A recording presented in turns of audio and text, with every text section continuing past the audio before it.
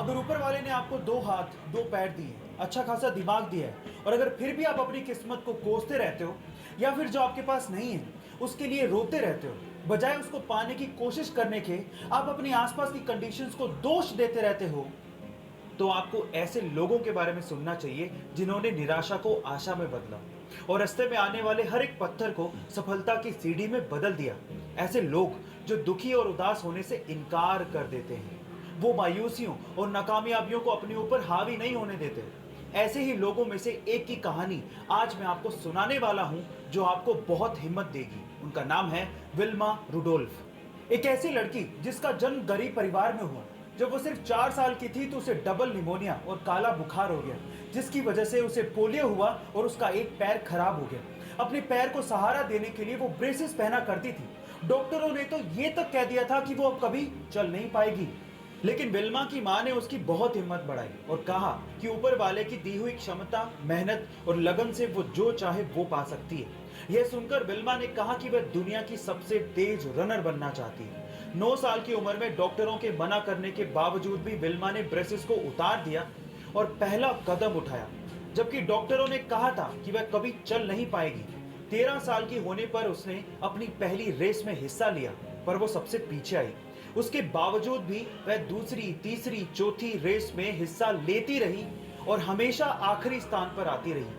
वह तब तक कोशिश करती रही जब तक वो दिन नहीं आ गया जब उसने अपनी पहली रेस जीती। 15 साल की उम्र में विल्मा टेनेसी स्टेट यूनिवर्सिटी पहुंची, जहां पर उन्हें एड टेम्पल नाम का एक कोच मिला। विल्मा ने उन्हें अपनी ख्वाहिश बताई और कहा कि वह दुनिया की सबसे तेज रनर बनना चाहती है। तब टेम्पल ने कहा, तुम्हारी इसी इच्छा शक्ति की वजह से तुम्हें कोई रोक नहीं पाएगा और मैं भी तुम्हारा साथ दूंगा।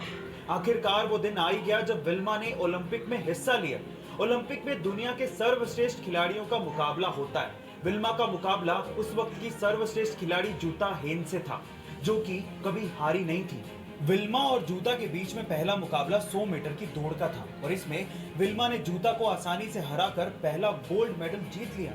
दूसरी दौड़ 200 मीटर की थी और इसमें विल्मा ने जूता को दूसरी बार हराया और दूसरा गोल्ड मेडल अपने नाम कर लिया।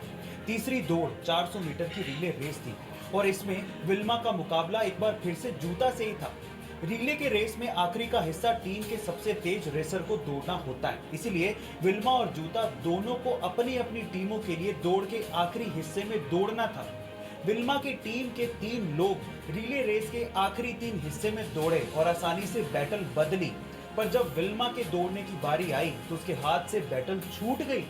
लेकिन विल्मा ने देख लिया था कि दूसरे छोर से जूता हेन तेजी से दौड़ी चली आ रही है। विल्मा ने गिरी हुई बैटल उठाई और मशीन की तरह ऐसी दौड़ी कि जूता को तीसरी बार भी हरा दिया और अपना तीसरा गोल्ड मेडल अपने नाम कर लिया। यह बात इतिहास के पन्नों में दर्ज हो गई कि एक लकवाग्रस्त महिला 1960 में ओलंपिक में दुनिया की सबसे तेज धाविका बनी। अब विल्मा रुडोल्फ की इस कहानी से हमें क्या सीखने को मिलता है, क्या आप जानते हैं? इससे हमें यह सीखने को मिलता है